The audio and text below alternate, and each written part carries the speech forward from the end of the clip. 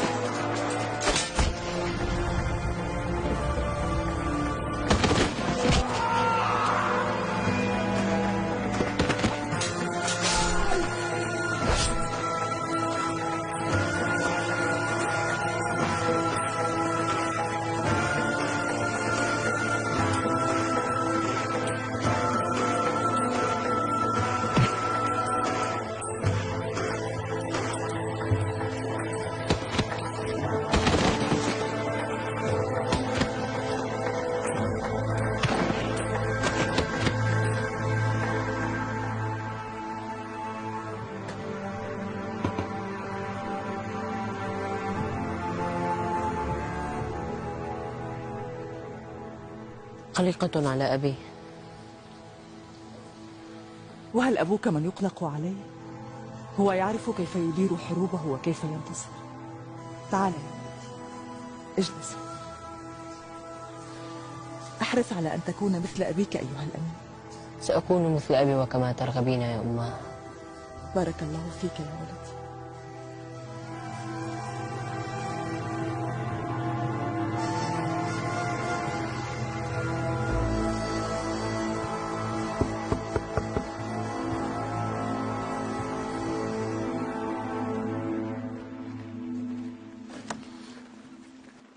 السلام عليكم. وعليكم السلام ورحمة الله وبركاته. أهلا بابن حنبل. اغفر لي تأخري يا شيخي. لا بأس عليك، لا بأس عليك. لا أرى ابن نوح وابن معين معك، عسى أن يكونا بخير. هما بخير والحمد لله، ولكن ثم ما يشغلهم وسيلحقان بي. إن شاء الله خير. تفضل تفضل الدخول.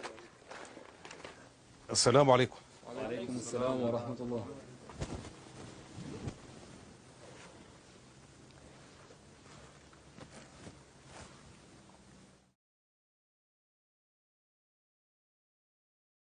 نعم، شرع الله لنا الجهاد في سبيله للغايات الشرعية المعروفة، لكن وفق ما أمر وشرع. قال تعالى: وقاتلوا في سبيل الله الذين يقاتلونكم ولا تعتدوا إن الله لا يحب المعتدين. فأذن الله لنا بقتال من قاتلنا، ونهانا عن الاعتداء من المثلة والغلول، وقتل من لا يحل قتله من النساء والصبيان والشيوخ ومن في حكمهم. إن الله لا يحب الذين يجاوزون حدوده فيستحلون ما حرم الله ورسوله.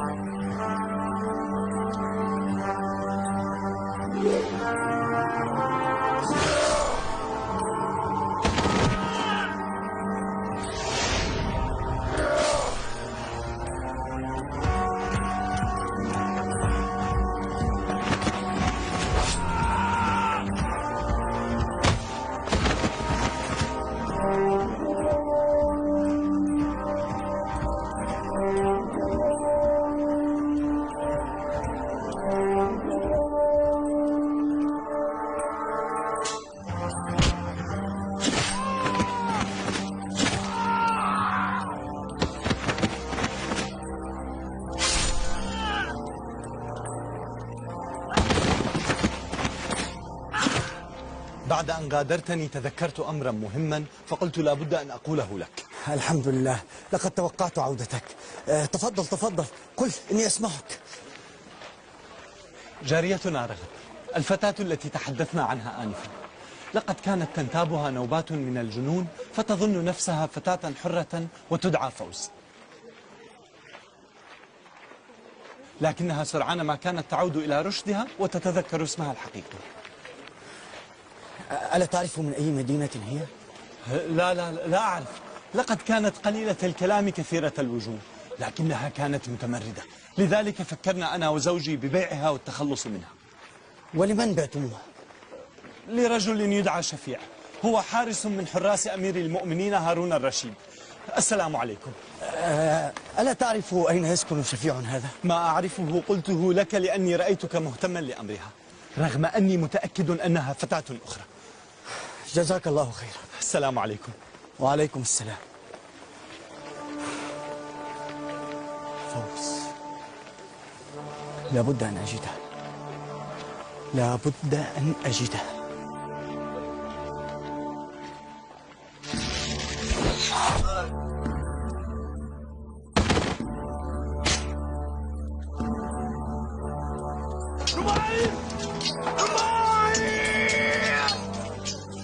الله أكبر!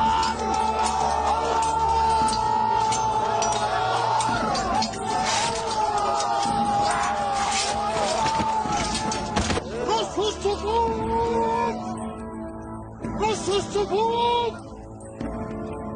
الله أكبر.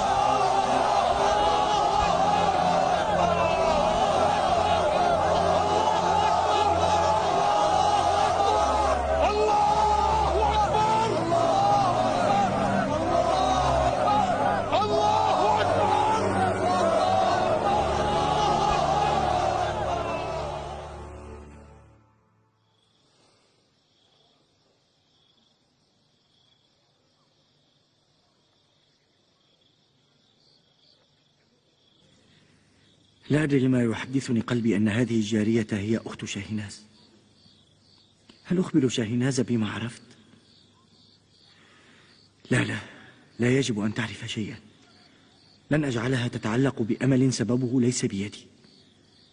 أول ما يجب أن أفعله هو البحث عن شفيعنا هذا.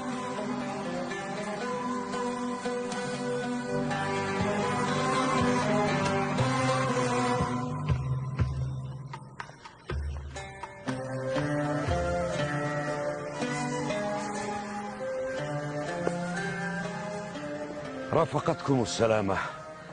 أرجو أن تنقلوا سلامي وأشواقي لبغداد وأهلها. ونحن ننتظر قدومك إلى بغداد بفارغ الصبر يا شيخنا. إن شاء الله. شرف كبير لي يا ابن حنبل. نستودعك الله. بأمان الله. نستودعك الله. بأمان الله. السلام عليكم. مع السلامة. مع السلامة. بأمان الله.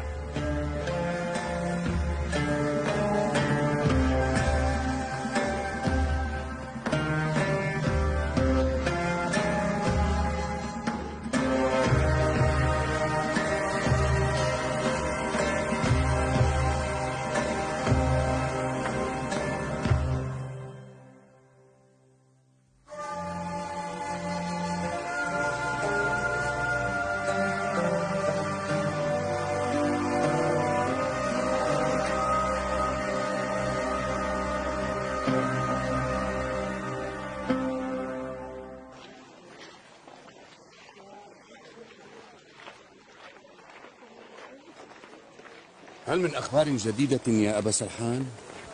الأخبار التي تأتي من طوسة غير مطمئنة يا أبا ظلامة. عن أمير المؤمنين؟ أجل. يبدو أن مولانا أمير المؤمنين هارون الرشيد يعاني من مرض عضال أعجزه عن الرجوع إلى بغداد. لا حول ولا قوة إلا بالله. أتظن أنه؟ الأعمار بيد الله.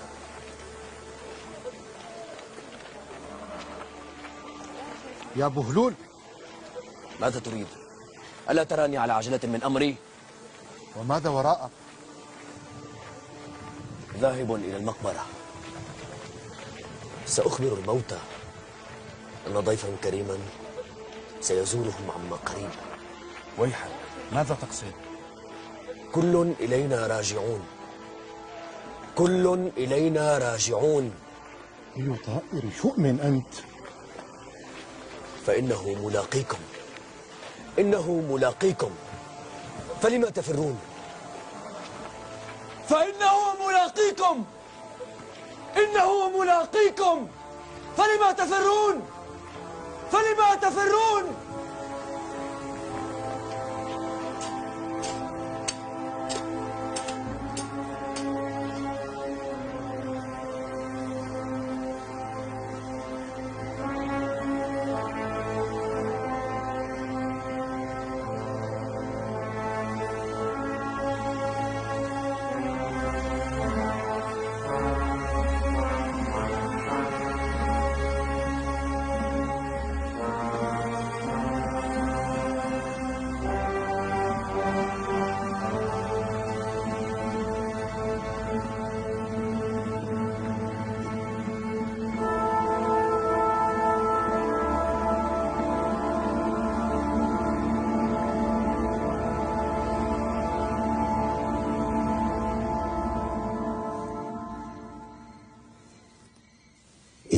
هذه الحفيرة تعود يا ابن آدم.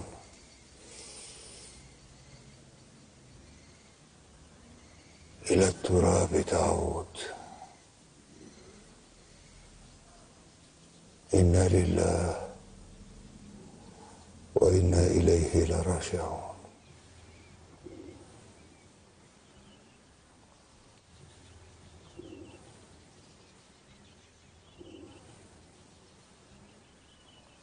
يا من لا يزول ملكه،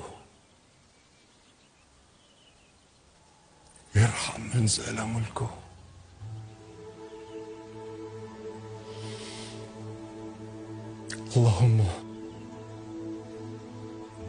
اللهم انفعنا بالإحسان واغفر لنا الإساءة. يا من لا يموت، ارحم من يموت. يا من لا يموت، ارحم من يموت.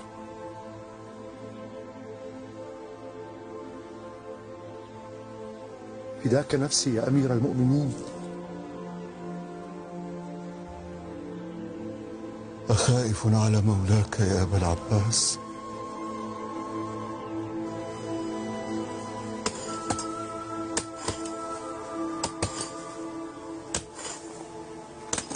وإني من قوم كرام يزيدهم شماسا وصبرا شدة الحدثان.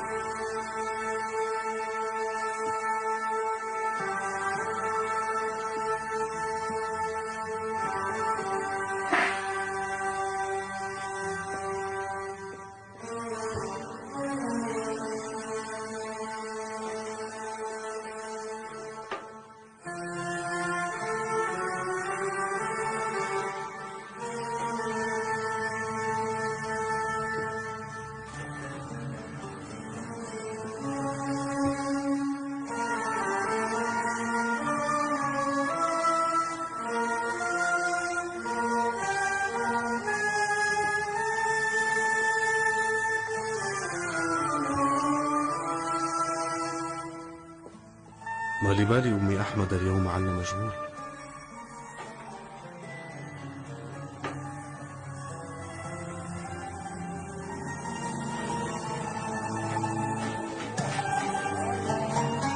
السلام عليكم ورحمة الله. السلام عليكم ورحمة الله. أبا المغيرة،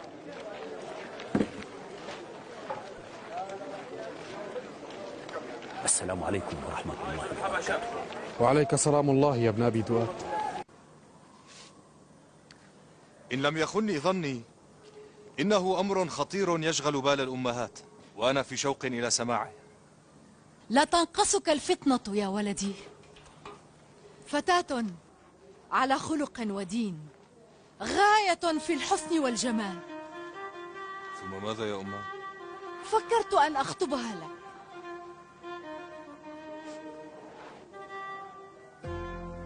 لن نجد أطيب منها دينا ولا أجمل خلقا وخلقا، وهي من أبناء عمومتك الشيبانيين، نعرفها ونعرف أهلها.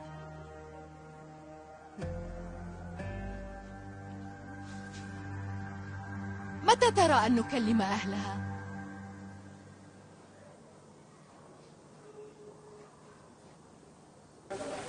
أخشى أنني سأؤخرك عن مشاغلك قليلا يا أبا المغيرة. لدي كلام أريد منك أن تسمعه جيدا. قد طال الجفاء بيننا ولا أرى سببا مقنعا له. إن لك منزلة عندي تجعلني حريصا أن يزول هذا الخلاف وتعود علاقتنا كسابق عهدنا. لدي ما يشغلني يا ابن أبي دؤاد، أرجو أن توجز في كلامك. تقول ما زال الوقت مبكرا على هذا الأمر؟ أتظن نفسك يافعا؟ لقد تجاوزت 30 من عمرك يا ولدي. انظر إلى صحبك وأترابك، أولادهم أصبحوا صبيانا يملؤون الأرض. فإلى متى يا ولدي؟ إلى متى؟ إلى أن يشاء ربي شيئا يا أمه. هذا جواب الحكيم يا ولدي. قل لي ما الأسباب التي تمنعك من ذلك فحسب. الأسباب كثيرة يا أمه، ولا حاجة لك أن أعيد عليك ما ذكرت آنفا. ما تزعمه من أسباب أراها واهية لا قيمة لها عندي. أتتذرع بضيق ذات اليد والانشغال بالعلم؟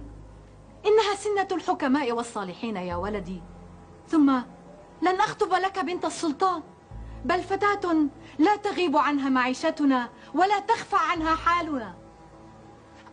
أمه، أي بيت يرضى أن يزوج ابنته إلى رجل في مثل حالي بالكاد يجد قوت يومه؟ بنات الناس أمانة يا أمه، لا يضيعها إلا اللئيم. أنت تجيد المبررات يا ولدي. ثم وإن كنت لا تملك مالا فقد حزت ثروة من العلم، فقل لي أيهما أجل وأشرف؟ لا حول ولا قوة. حسنا يا أمه، ما رأيك أن نؤجل الحديث إلى وقت لاحق؟ فأنا مشغول قليلا ولا أريد أن أتأخر على أبي المغيرة. السلام عليكم. وعليكم السلام ورحمة الله.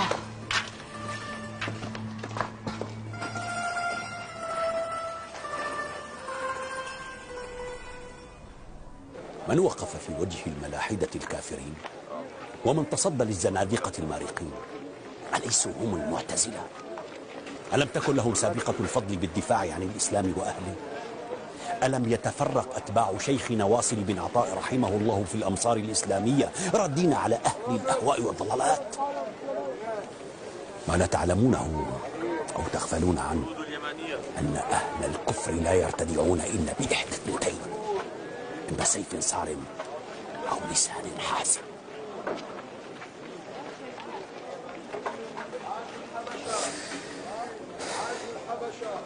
نحن لسنا أصحاب كلام حتى نقارعك الحجة بالحجة يا ابن أبي دؤاد، ولكننا قوم نتعرف ديننا من الكتاب والسنة، ونتعبد الله بما أنزل لا بما نرى. أما أنتم فتقدمون الرأي على النص، والصواب فيما نرى أن نقف عند حدود النص نفهمه بفهم النبي وأصحابه حتى لا تزل أقدامنا في مزالق الغي وظلمات الضلال.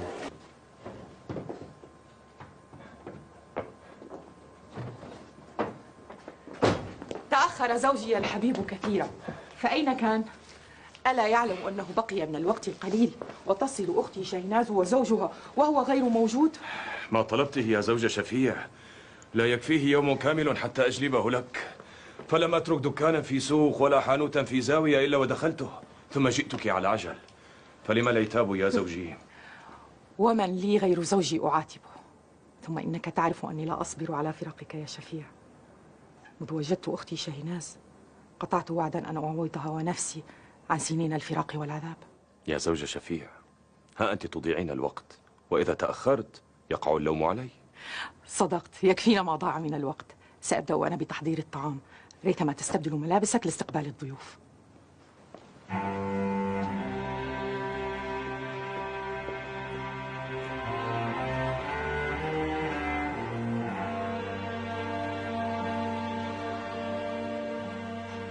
تفضلي يا فوز، هذا صك عتقك من العبودية، فمثلك كان حرا ويجب أن يعيش بقية حياته حرا.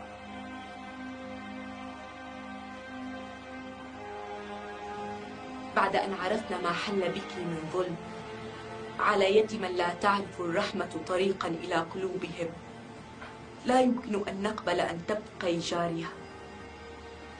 أي كلمات يمكن أن تعبر عن شكري وامتناني لكما؟ أنت الآن حرة كما ولدتك أمك، ويمكنك أن تغادري هذا البيت في الوقت الذي تريدين، ولك أن تبقي فيه بقية عمرك.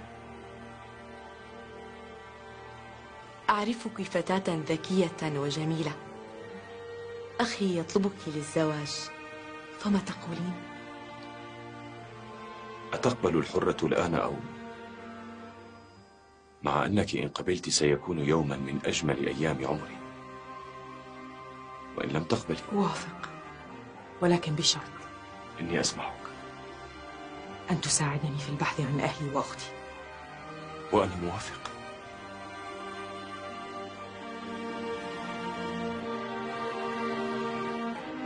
شاهيناز! شاهيناز!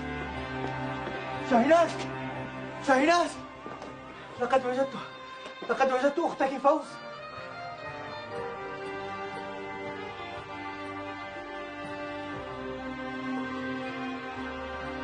وجدتها؟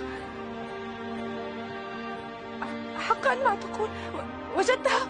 نعم نعم، إنها هنا تعيش في بغداد. مروان، أين هي؟ لما لم تأتي معك؟ أين كانت مختفية كل هذه السنين؟ أرجوك أخبرني يا مروان، أين هي؟ أريد أن أراها. اهدئي، إنها تعيش في بيت زوجها.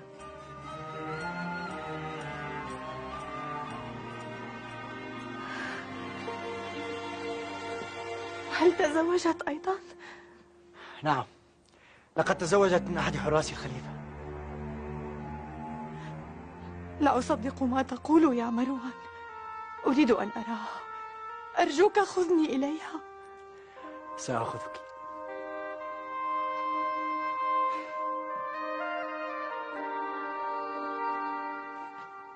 هيا يا شاهيناز، لا نريد أن نتأخر على أختك فوز وزوجها شفيع.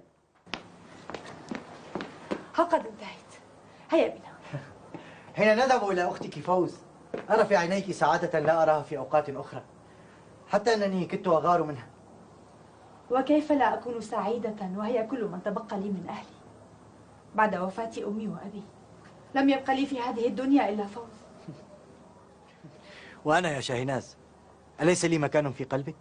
زوجي في سويداء قلبي، ولك كل عمري وحياتي. هيا يا أبا فوز، هيا، لا أريد أن أتأخر أكثر من ذلك. هيا.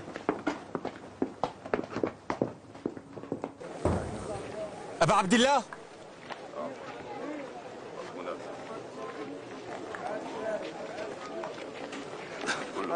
السلام عليكم. وعليكم السلام ورحمة الله. لدي سؤال أعرف أن جوابه عندك. قل ما عندك يا أخي، خيرا.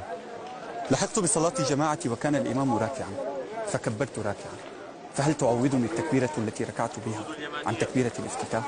إن نويت بتلك التكبيرة تكبيرة الافتتاح أجل، فقد قرأت على أبي عبد الله عبد الأعلى عن معمر عن الزهري عن سالم عن ابن عمر وزيد بن ثابت قالا: إذا أدرك الرجل القوم ركوعا فإنه يجزئه تكبيرة واحدة.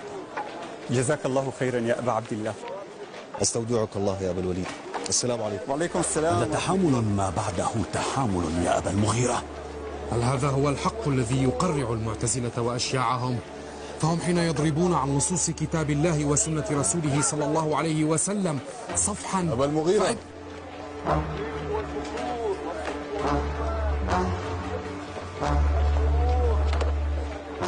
أمور مكة.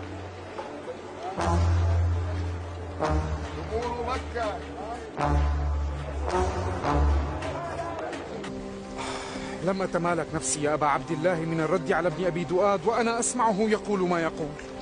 هون عليك يا أبا المغيرة، كل ما أريده منك ألا تجالس أمثال هذا الرجل، فإن مجالستهم تردي، وإياك أن تكلف بالرد عليه، فإن الرد عليهم بالمرء يزهد.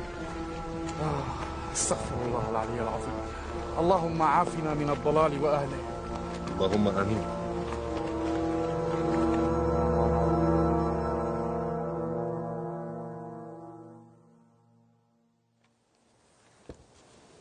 الحق يا أبا عبد الله أنك أحسنت في كتابك الرسالة، لقد وضعت لأهل العلم أصولا في معرفة دلائل الشريعة. الحمد لله الذي وفقني إلى هذا ومن علي بشيوخ أجلاء كمالك بن أنس رحمه الله، وكأمثالك يا شيخنا أطال الله في عمرك. بارك الله فيك أيها الشافعي. لقد استنبطت القواعد التي يرجع إليها أهل العلم في معرفة مراتب أدلة الشرع وبيان منزلة السنة وحجية الإجماع والقياس. لقد أحسنت إلى أهل العلم وأفدتهم، فجزاك الله عن الإسلام خيرا. شافاك الله وعافاك يا شيخنا. ما كان يجب عليك أن تتعب نفسك بالقدوم إلينا، واجبنا نحن أن نزورك ونقوم على خدمتك. شوقي للحديث معك أمدني بالقوة، إن الحديث معك ينسيني مرضي. سأحضر لك شرابا يريحك إن شاء الله.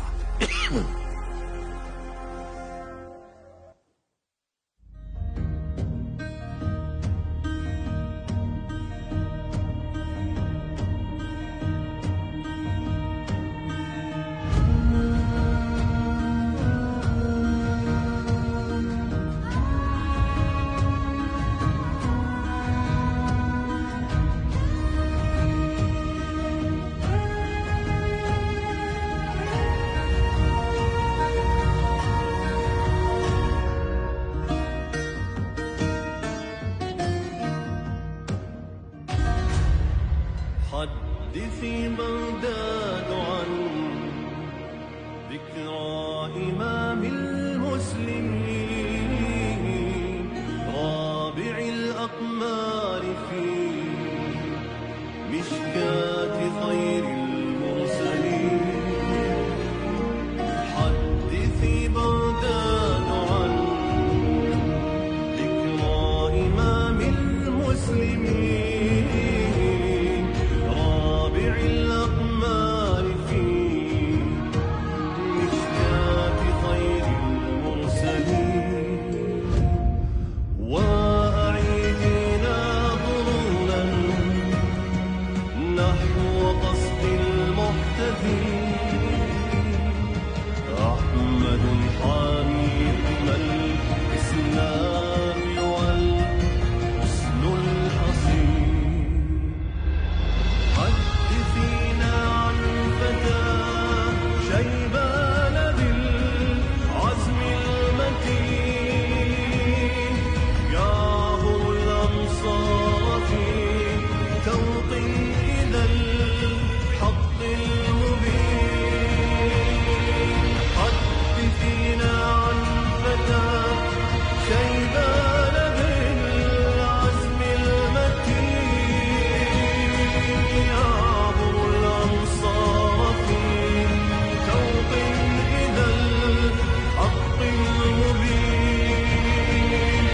ينهل الأنوار من نهر الهداة العارفين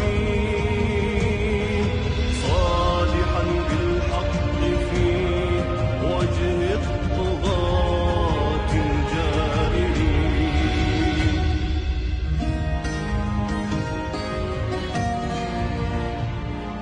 حدثي بغداد عن ذكرى إمام المسلمين رابع الأقمار في مشكاة خير المرسلين. وأعيدنا قرونا نحو قصد المحتدين. أحمد الحامي حمى الإسلام والحسن الحصين.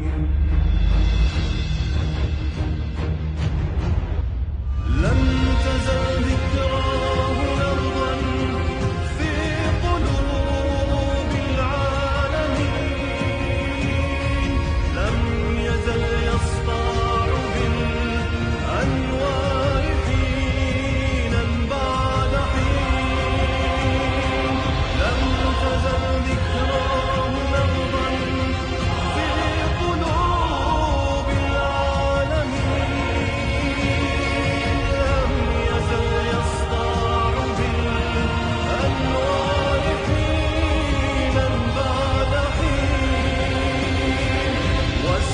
أضاءت بي